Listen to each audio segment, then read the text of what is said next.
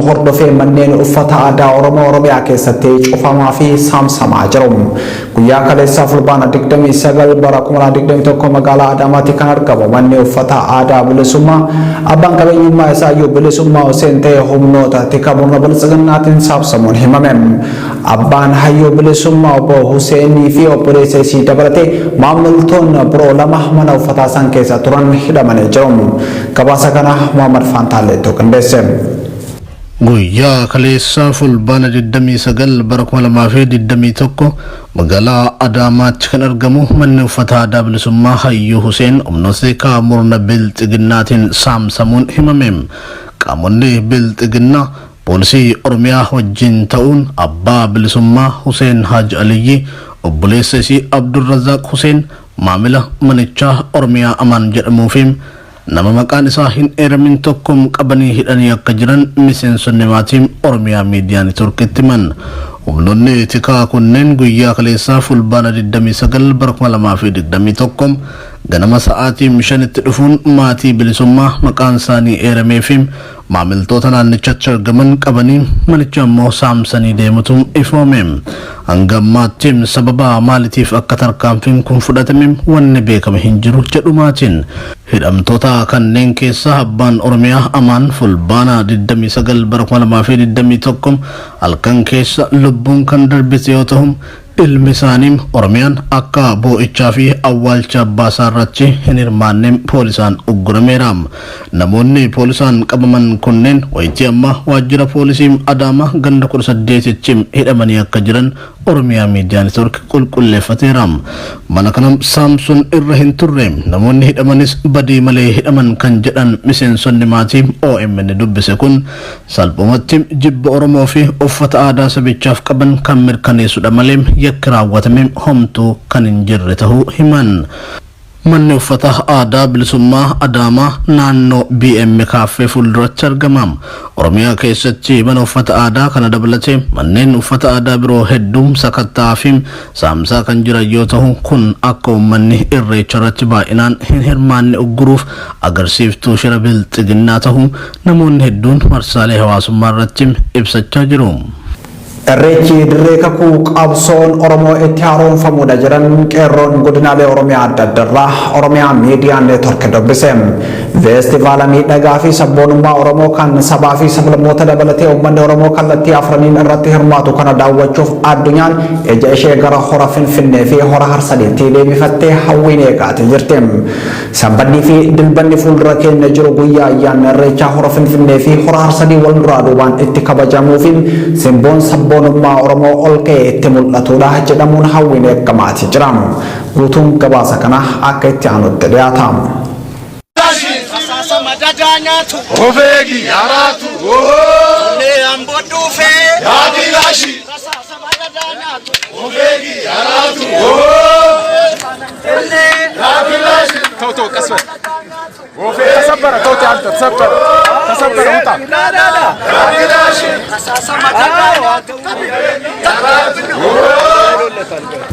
Irreechi irree fi mallattoo sabboonummaa Oromoo guyyaa galataa waaqaatiin guyyaa uummanni Oromoo malkaa fi tulluu irratti bahuun araaram dhiifamam hawwii milkii gaarii nageenyaa fi tokkummaa itti labsuudha.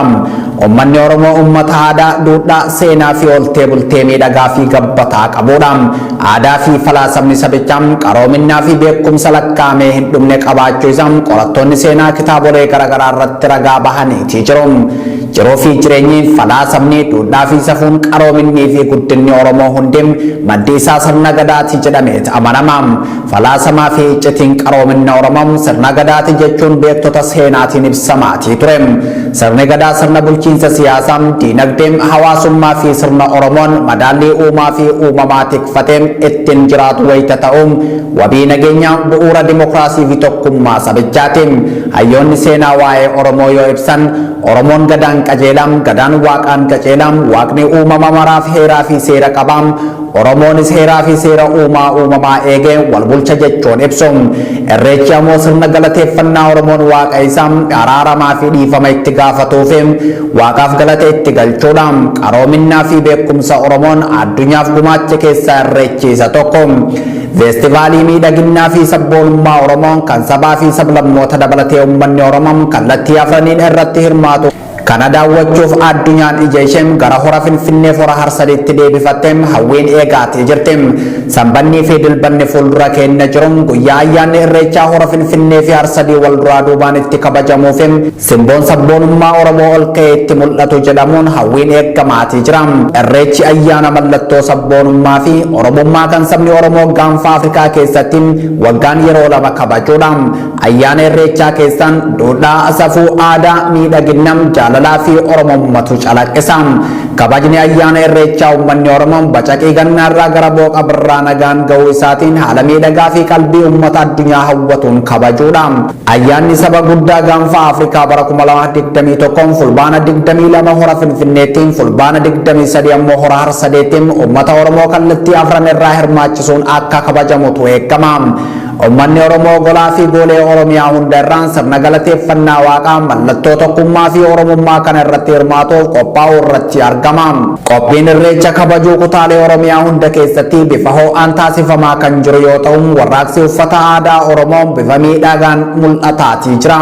Haa ta'u malee sirni aangoo irra jiru ayyaana sirna galateeffannaa uumaa fi mallattoo Oromummaa kana ogguruuf hojjechuu irratti argama. Dargaggoonni kabaja ayyaana irreechaatiif gara Finfinnee imalan daandii irratti humnoota tikaatiin reebamaatii jiru. Manneen uffata aadaa qopheessuun simboo ayyaana irreechaa ol fuudhan ammoo qaamolee tika sirna aangoo harkaa qabuutiin doorsifamuu hamma cufamutti gahaatii jiru. Milkaa'inni ayyaana kanaa gufachiisuun ammoo eenyummaa uummata Oromootti qoosuudha jechuun qooda fudhattoonni komii ibsataatii jiru.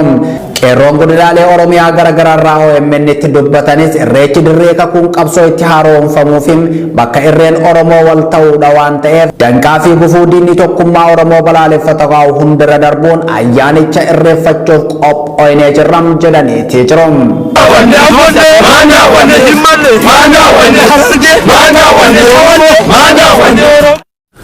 Rakkoon bu'uura siyaasaa Itoophiyaa ajjeefamuu weellisaa beekamaa Haacaaluu Hundeessaa fi waqtiin filannoo dabarfamuudha jechuun Human Rights Watch ifoomse. Raafama siyaasaa Itoophiyaa fi dhiittaa mirga namoomaa Itoophiyaa irratti qorannoo gaggeessaa kan ture Human Rights Watch maddi rakkoo Itoophiyaan ajjeefamuu artisti Haacaaluu Hundeessaa fi filannoon dheereffamuudha jedhe. Jaarmichi dureewwan biyyoota Afrikaa sirna hundeeffama mootummaa haaraa irratti argamuuf gara Itoophiyaa imalaa jiran waa'ee dhiittaa mirga namoomaa danqamuu deeggarsa namoomaa kallattiin akka dubbataniif yaamicha dhiyeesseetii jira. Ammas guutuun gabaasichaa itti aanee dhiyaata.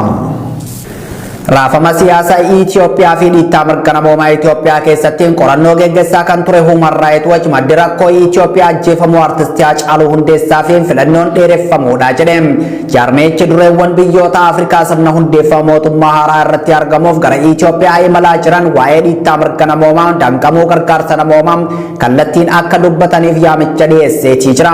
Dhaabbata Human Rights Watchitti daayireektara gaanfa Afrikaa kan ta'an adde Leetiishiyaa Baadar goolama siyaasaaf dhiittaa mirgoota namoomaa Itoophiyaa keessatti mudataa jiruuf falakaa'uuf ga'een gamtaa Afrikaa mootummaa Itoophiyaa fi hawaasa idil addunyaa cimuu qaba jechuun akeekkachiisaniitii jiru. Leetiishiyaa Baadar dhiittaa mirga namoomaa Itoophiyaa keessatti raawwatamuuf sababbiin ka'umsaa filannoo waqtii isaa irraa yeroo biraatti dabarfamuudha jechuun ibsaniitii jiru.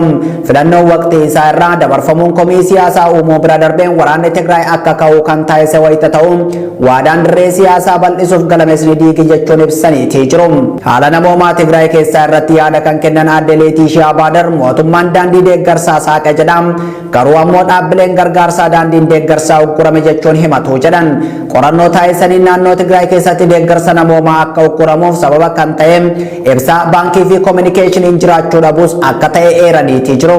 Qorannoon keenya mootummaa Itoophiyaa fi michoonni isaa Tigraay keessatti dhiittaa mirga namoomaa raawwachuu ibsa kan jedhan dureen jaarmiyaa Human Rights Watch yakki gudeeddii fi misoomaawwan bu'uuraa barbadeessuun baay'inaan raawwatamee jira jechuun ibsaniitii jiru.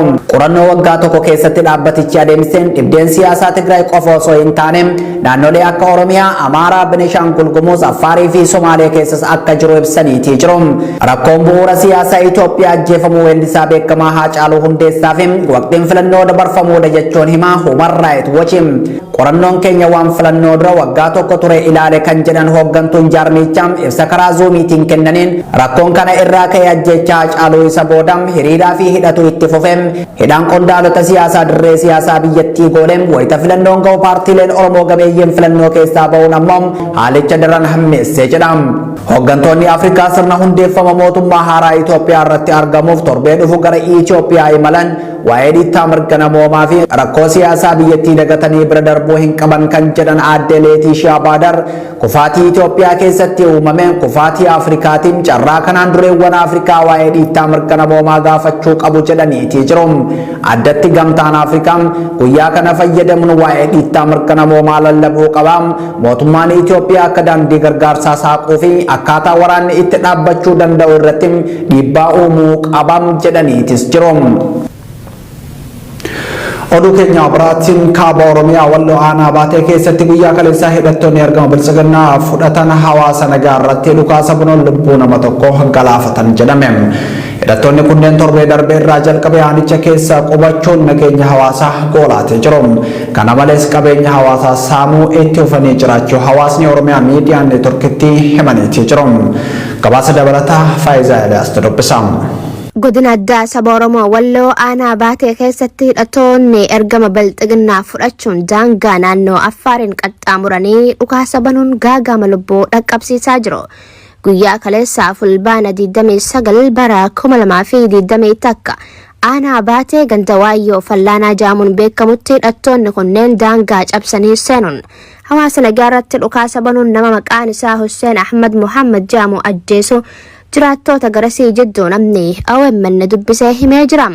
Murni aangoo humnaan dhuunfatee harkaa qabu uummata Oromoo fi saboota biroo wal dhabsiisuuf tooftaa baafatee karaa kanaan galmaan gaachuuf gocha kana fakkaatu irratti raawwataa jira jechuun komatu Oromoonni Walloo. Dhuma torbee dabree irraa jalqabee hidhattoonni kunneen aanaa baatee keessa qubachuun hawaasni nagaan bahee akka hin galle dhorkaati jiru.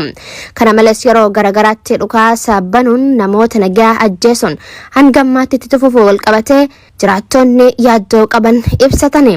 Jiraattonni aanaa baatee naannoo daangaa Affaariin jiran bara bulchiinsa wayyaanee irraa jalqabee hanga ammaatti qaamni biyya bulchu harka lafa jalaatiin qe'ee isaanii irratti ajjeefamaa qabeenya isaanii jalaa saamaa akkasuma gubaa jiru. Rakkoo nageenyaa gama daangaa kanaan hawaasa mudachaa jiruuf qaamni dhimmi ilaallatu akkuma barate callisuuf filate lubbuu namoota nagaa akka dabartu godhee jiru Oromoonni Walloo. Kun tooftaa fi shira murni abbaa irree umrii aangoo isaa dheereffachuuf taasisaa jirudha jedhu. Torbaanota lamaan dabran keessa bifuma wal fakkaatuun namni tokko hidhattoota kanneeniin ajjeefamuu ammoo isiniif gabaasuun keenya kan yaadatamudha.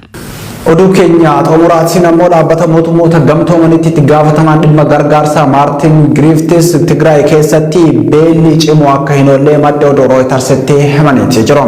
Konkolaattonni gargaarsa fe'anii Tigraayin seenan erga danqamanii ji'a 3 ta'uu isaa kan himan qondaalee dhaabbata mootummoota gamtoomanii beelichi namaan uumame waan ta'eef kan fala argachuu danda'us tarkaanfii mootummaan fudhatuun jedhaniitii jiru. Bakka namoonni 400,000 ol haala beelaa keessa jiran gargaarsi seenuu danda'e 110 qofa akka ta'e kan dubbatan itti gaafatamaan dhimma gargaarsaa kun konkolaattota gargaarsaa hedduun Tigraayin seenanii waan hin deebineef rakkoon konkolaataa akka jiru himaniitii jiru. Ji'a adoolessaatii kaasee boba'aan waan Tigraayin seenaa hin jirreef konkolaattonni sun waan ittiin deebi'an dhabanii taa'aa jiru jedhaniitii jiru. Dhaabbanni mootummoota gamtoomanii fulbaana 16 ibsa baaseen konkolaattota gargaarsaa fe'anii Tigraayin seenan 466 keessaa 38 qofti akka deebi'an ibseetii ture. Dhaabbanni midhaan nyaataa addunyaa kaleessa toora Tiwiitara isaa irratti ibsa baaseen konkolaattonni 61 tibbana Tigraay keessaa bahanii jiru jedhe. Gabaasni kan Neemaa Umariin. Tole kabajamtoota daawwattoota Oromiyaa miidiyaa neetworkii oduun idilee har'aaf qabanne kana fakkaata. Ansara sabaa ture gama ogummaa kaameraa fi niitiraatiin kan nafaana ture Tuujee Muhammadin qophiileen Oromiyaa miidiyaa neetworkii itti fufu horaa bulaa deebanaan.